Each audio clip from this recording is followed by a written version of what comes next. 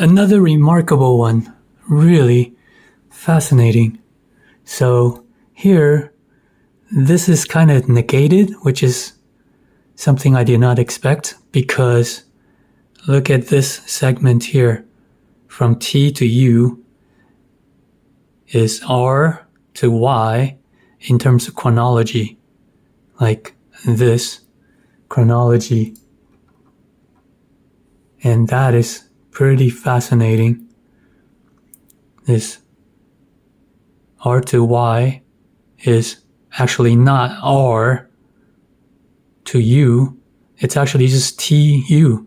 T to U. We kind of skipped this section here where the pencil is, and we skipped R. We went right to the reference point being at T and R here. It's not the same point in terms of where the fractal is versus where the start of this R blue box. See, pay attention to the blue box. This up here on the 1 minute starts at R, but it's not this swing, because if we were to take this swing from R to U, we'd have to include this here, which we just negated. And we start right at R, whereas this is T to U.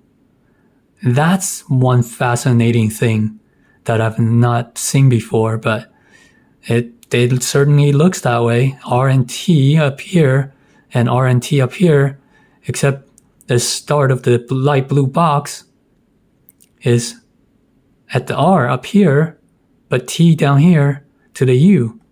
That's one thing. And then if you look at the chronology, so this blue box is the same time running as here, and it runs to Y down here, which is the bottom of the U here.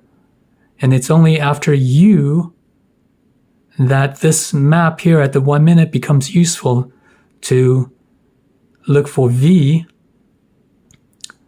right here. So it's mid-step. It doesn't start at R or at R here, and it doesn't start at T, like T here. Like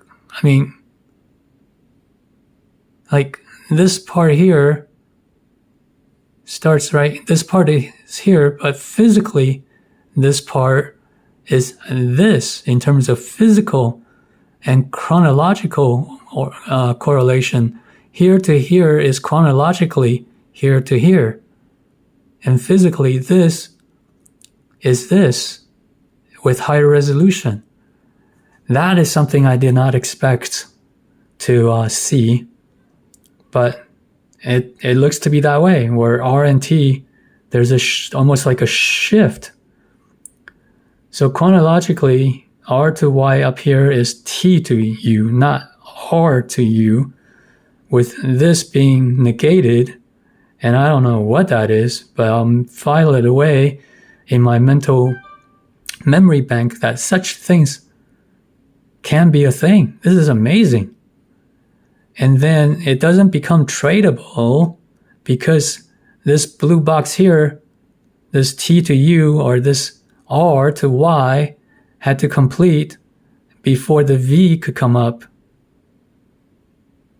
which is physically, chronologically, this part here.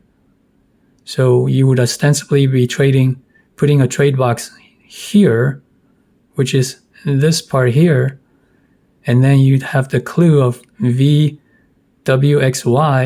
which is you're trading VWXY in terms of the fractal correlation.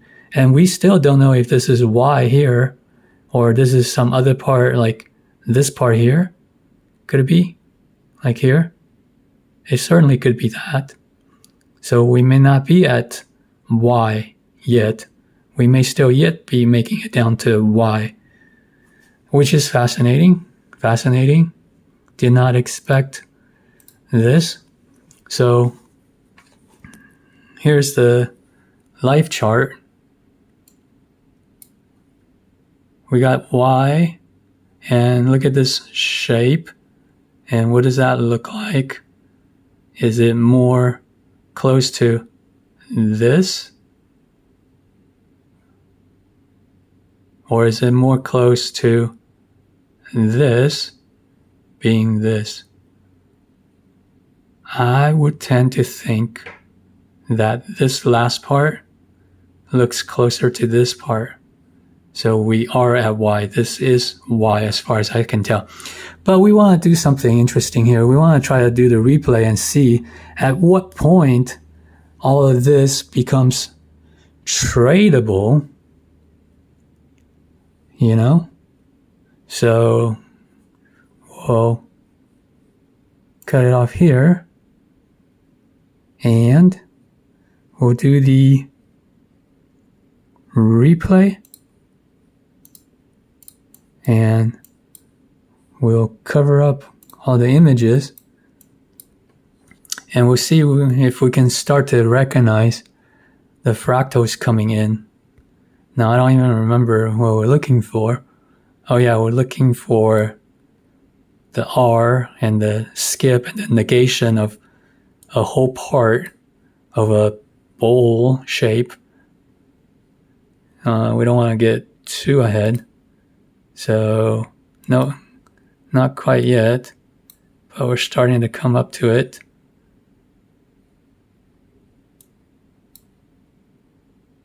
Not quite yet.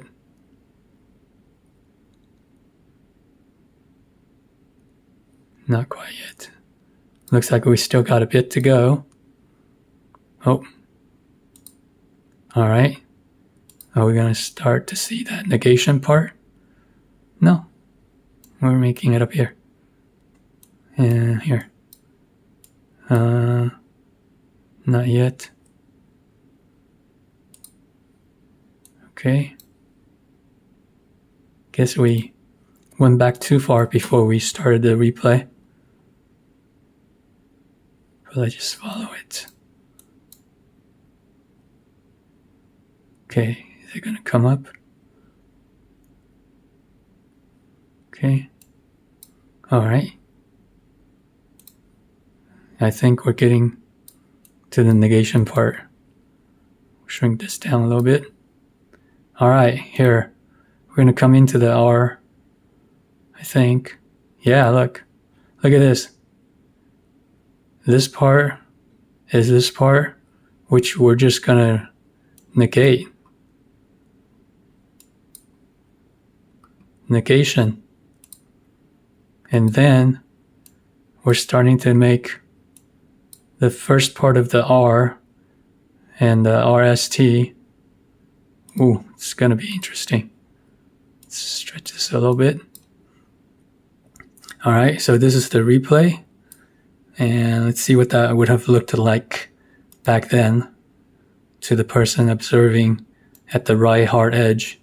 Because we're starting to get the R, S, and all that stuff.